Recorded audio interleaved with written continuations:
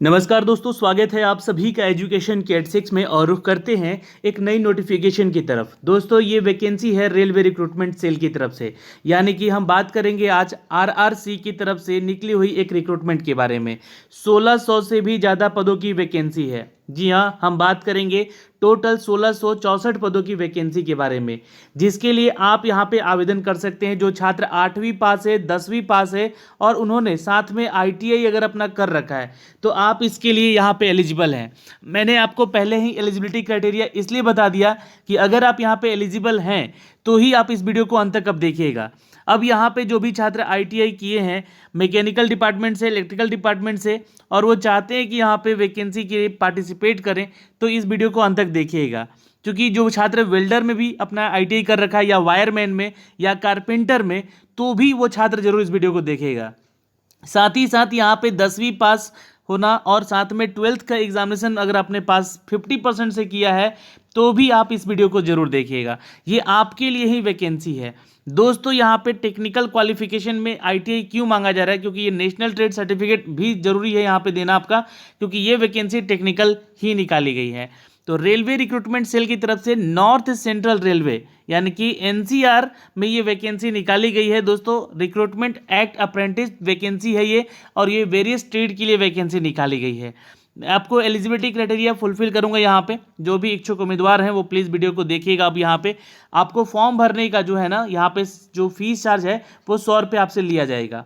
दूसरी चीज़ें, जो छात्र एससी एसटी और पीडब्ल्यूडी कैटेगरी से हैं या वुमेन कैटेगरी से हैं या फीमेल कैटेगरी से मतलब, तो वो फीस नहीं भरेंगे। यहाँ पे उनके लिए बिल्कुल फ्री में है और सारा प्रोसेस जो है आप ऑनलाइन यहाँ पे देख सकेंगे। इसके बारे में ये जानकारी आपको पहले मैं दे दूँ। एज क्राइटेरिया का भी एलिजिबिलिटी आपको मैं पहले बता दूँ कि 15 से लेकर 24 साल तक के छात्र ही सिर्फ आवेदन करेंगे। तो जो छात्र 8वीं 10वीं और 12वीं पास है वो छात्र इस वीडियो को आप अंत तक जरूर देखिएगा। मैं इसका नोटिफिकेशन आप लोगों को डाउनलोड करके यहाँ पर निकालता हूँ और आप लोग भी इसके लिए आवेदन करिएगा। जी हाँ, कब से कब तक लास्ट डेट है? तो 1 सितंबर तक लास्ट डेट है। 2 अगस्त से इसका लिंक एक्टिवेट किया जाएगा। तो ये दोस्तों यहाँ पे 5 डिवीजन में वैकेंसी निकाली गई है। चलिए मैं इसके नोटिफिकेशन को यहाँ पे आप लोगों के लिए डाउनलोड भी कर रखा हूँ, लेकिन उससे पहले एक छोटा सा रिक्वेस्ट आप लोगों से है यार कि आप लोग वीडियो देखते हैं तो वीडियो को लाइक और शेयर नहीं करते हैं। शेयर कीजिए उन छात्रों के लिए जो कि दूर दराज के गाँव में भी छात्र बैठे हुए हैं अपने और वैकेंसी के इंतजार में बैठे हुए रहते हैं, तो एटलीस्ट उनको फ़ायदा हो सके। तो चैनल को सब्सक्राइब कीजिएगा बेल आइकन दबा के, ताकि हर वीडियो का नोटिफिकेशन आप तक सबसे पहले हमारे चैनल के माध्यम से जा सके।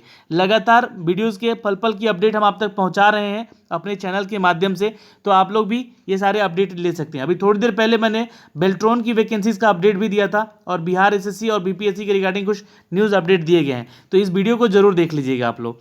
चलिए लेकर चलते हैं दोस्तों आपको इन सब की अपडेट पे, और ये मैंने इसका नोटिफिकेशन यहाँ पे डाउनलोड कर रखा है और इसके बारे में सारी एलिजिबिलिटी क्राइटेरिया और साथ ही साथ जो है कहाँ पे ये वैकेंसी निकाली गई है, कौन से जोन में, इसके बारे में जानकारी देते हैं। तो सबसे पहले तो यहाँ पे आपको बता देना चाहते हैं मित्रों कि जो भी छात्र यहाँ पे आवेदन करेगा वो आरआरसी यानी कि रेलवे रिक्रूटमेंट सेल के लिए आवेदन करेगा। दूसरी चीज़ यही है, नॉर्थ सेंट्रल रेलवे यानी कि एनसीआर की तरफ से रिक्रूटमेंट जारी की गई है और इंगेजमेंट एक्ट अप्रेंटिस के लिए ये वैकेंसी है।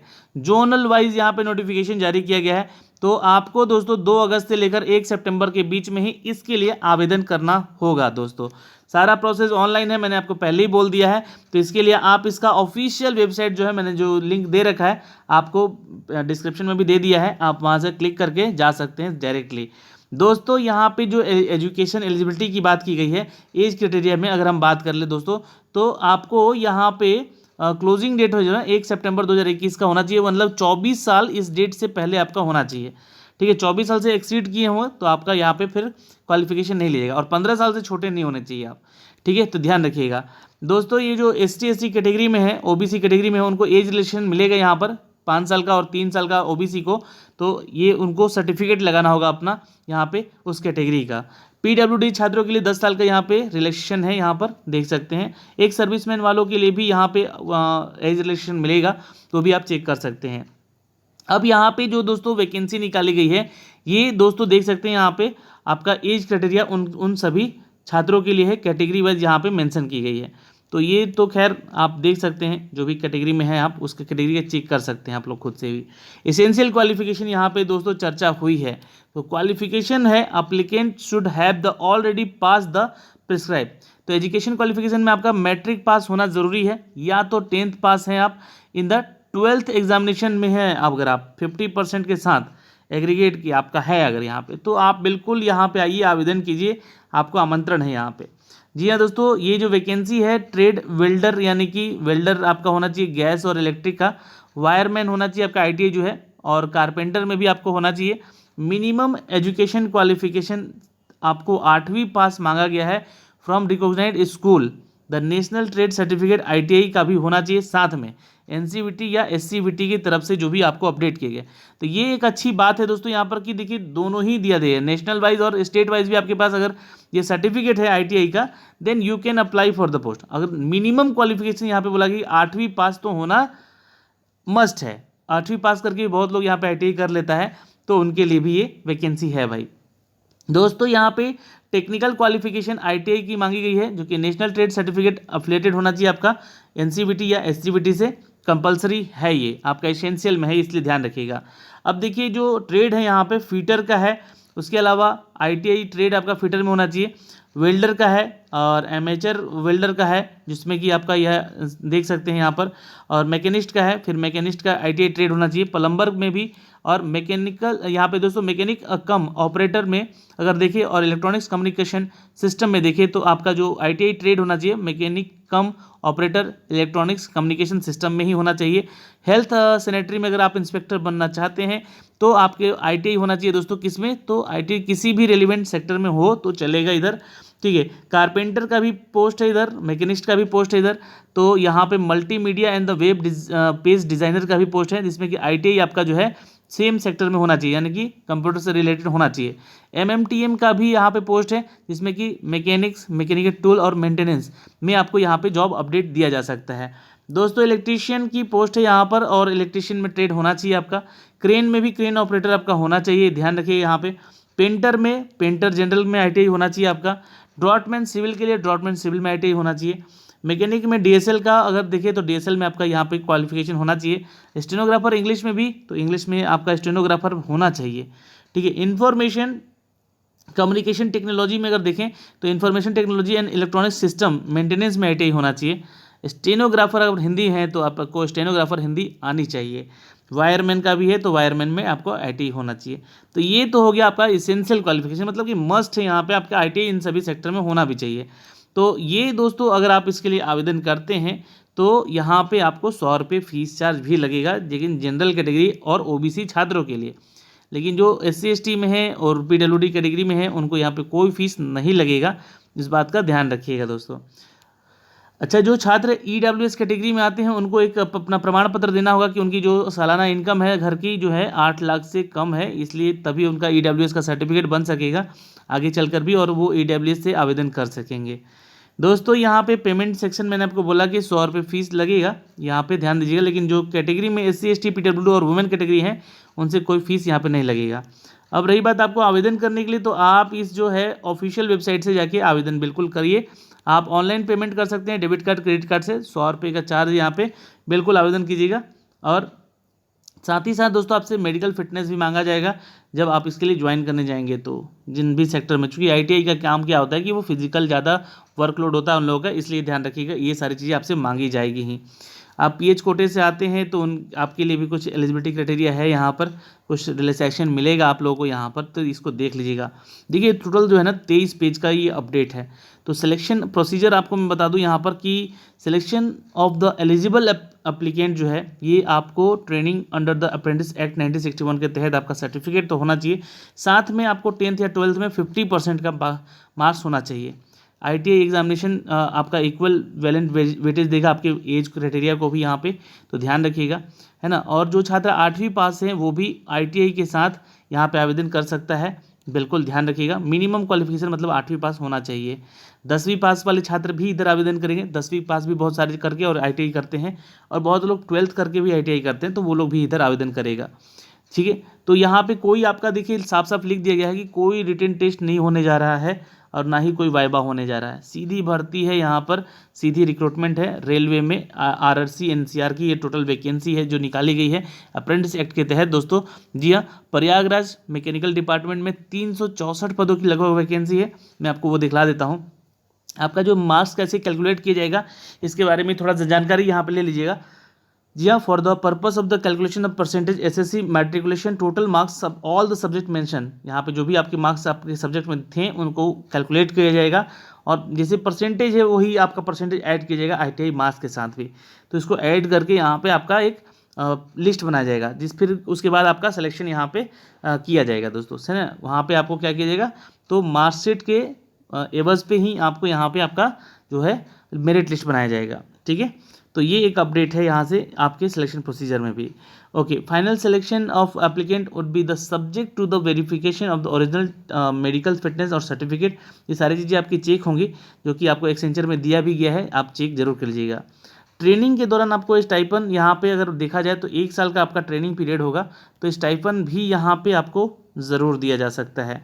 जी हाँ दोस्तों, यहाँ पे देखिएगा, selected candidate engage apprentice will the undergoes apprenticeship act training the period of the 1 year the paid as a stipend during the training. जी हाँ, स्टाइपन के तौर पे आपको यहाँ पे पे किया जाएगा, ठीक है। ये मेंशन नहीं किया गया यहाँ पर कितना पेमेंट किया जाएगा, बट किया जाएगा, ठीक है।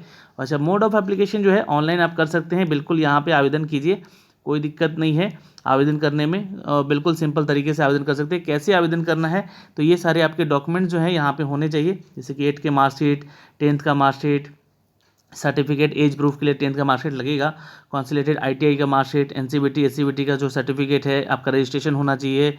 ये सारी डिटेल जो है यहाँ पे आप चेक कर सकते हैं। बहुत ही आसान तरीके से आप इस फॉर्म को भर सकते हैं। फ़ोटो जब चिपकाने जाएंगे वहाँ पे अपना तो ध्यान रखिएगा 50 KB से ऊपर नहीं होना चाहिए, और साइज़ जो है यहाँ पे देख लीजिएगा 50 नहीं 30 KB से ज़्यादा नहीं होना चाहिए, और साइज़ यहाँ पे आप इसको मैच कर लीजिएगा। 3x5x3.5 सेंटीमीटर के जेपीजी फॉर्मेट होना चाहिए, और जो आपने पीडीएफ फॉर्मेट में डालना है यहाँ पे डॉक्यूमेंट, वो 100 DPI से बड़ा नहीं होना चाहिए, उसका भी साइज़ 30 KB से कम ही होना चाहिए। तो दोस्तों ये सारे डिटेल हैं आपको इस फॉर्म को भरने का, जो कि आपको प्रोसेस से गुजरना होगा। और यहाँ पे एक सिलेक्शन होने के बाद आपका एक एग्रीमेंट होगा, 1 साल का ये एग्रीमेंट है कि इस दौरान आप फिर इसको बीच में छोड़कर नहीं जा सकते हैं, और फिर आपको उसके बाद जब अप्रेंटिस आपका क्लियर हो जाएगा यहाँ पे, तो आपको यहाँ पे जॉब के लिए भी अपडेट दी जा सकती है। तो ये तो खैर अभी यहाँ पे ये नहीं है कि जॉब यहाँ पे फाइनल हो गई, लेकिन इन सभी के में एक्ट अप्रेंटिस के लिए जो वैकेंसी है 364 प्रयागराज के लिए है, मैकेनिकल डिपार्टमेंट में, फिर उसके बाद दोस्तों आपका इलेक्ट्रिकल डिपार्टमेंट में है, झांसी में है, आगरा डिवीज़न में है, ये सभी यहाँ पे आपको देखने को मिलेंगे दोस्तों, ठीक है। तो मैं आपको सारी चीज़ें एक बार दिखला देता हूँ, ये आप देख सकते हैं यहाँ से, ठीक है। प्रयागराज के लिए यहाँ पे दोस्तों देखिए मैकेनिकल डिवीज़न में, ठीक है, यहाँ पे फीटर, वेल्डर और आपके कारपेंटर और पेंटर का पोस्ट है, 364 पदों का वैकेंसी टोटल इधर, ठीक है। कैटेगरी वाइज यहाँ पे अपडेट आपको किया गया है, चेक कर सकते हैं आप।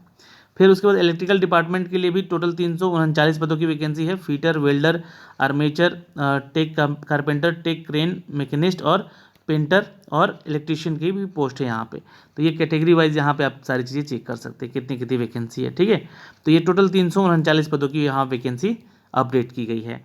उसके बाद झांसी डिवीज़न में भी यहाँ पे पोस्ट है कुल 480 पदों की, ठीक है। ये आपका सीट अलॉटमेंट है, एक्चुअली ये वैकेंसी तो नहीं कहते हैं, अप्रेंटिस की अलॉटमेंट होती है, ठीक है। तो ये स्लॉट अलॉटमेंट है आपका 480 पदों का टोटल यहाँ पे चेक कर सकते हैं झांसी में। वर्कशॉप झांसी में भी यहाँ पे आपके लिए करीब 185 पोस्ट हैं, यहाँ पे इसके लिए आप इधर आवेदन कर सकते हैं। तो ये एक अपडेट है दोस्तों वर्कशॉप फॉर झांसी के लिए, यहाँ से आप देख सकते हैं। दोस्तों यहाँ पे अगर हम बात करें आगरा डिवीज़न की, तो सबसे ज़्यादा fitter, electrician, welder, machinist, carpenter, painter, information technology, draughtsman, civil, wireman, है ना, मैकेनिक्स कम ऑपरेटर, ये सबको मिला के यहाँ पे 296 पदों की टोटल ये अपडेट है अप्रेंटिसशिप एक्ट के लिए। तो दोस्तों ये जो वैकेंसी है ये जो निकाली गई है, ये अप्रेंटिस एक्ट 1961 के तहत निकाली गई है, जिसमें कि आपको स्टाइपेंड मिल सकता है इन द ट्रेनिंग पीरियड। तो आपके लिए अपॉर्चुनिटी अच्छी है, अगर आप योग्य हैं तो इसके लिए आवेदन ज़रूर कीजिएगा, और ये योग्यता जो है आपकी होनी चाहिए, जो भी मैंने आपको यहाँ बताया है, ठीक है। तो आशा करते हैं कि ये सारी डिटेल आपको जो दी गई है यहाँ से आपको समझ में आई है। फिर भी अगर आपका कोई डाउट रह जाता है तो आप नीचे कमेंट बॉक्स में कमेंट करके अपने डाउट पूछ भी सकते हैं, अपडेट किया जाएगा इसके रिगार्डिंग, ठीक है। मैंने सारे अपडेट दे दिए, यहाँ पे एज क्राइटेरिया बता दिया, एजुकेशन क्वालिफिकेशन क्राइटेरिया बता दिया, साथ ही साथ आपको अप्रेंटिस एक्ट के लिए दोस्तों क्या क्या सर्टिफिकेट लगेगा वो भी यहाँ पे बता दिया, और कौन कौन से सेक्टर में आपका ये रिक्रूटमेंट है वो भी बता दिया। तो आपको क्या करना है, 2 अगस्त से इसके लिए आवेदन शुरू होगा, लिंक एक्टिवेट किया जाएगा तो आप जाके इसके आवेदन कर सकेंगे। लिंक मैंने डिस्क्रिप्शन में दे दिया है, ऑफिशियल वेबसाइट का भी और इसका नोटिफिकेशन का भी, तो यहाँ से आप चेक जरूर कर लीजिएगा। धन्यवाद दोस्तों, मिलते हैं आपसे अगली वीडियो में, तब तक के लिए बाय बाय, टेक केयर, ध्यान रखिएगा अपना और अपने परिवार का, और प्लीज़ चैनल पर नए हैं तो चैनल को सब्सक्राइब भी जरूर करके जाइएगा। धन्यवाद।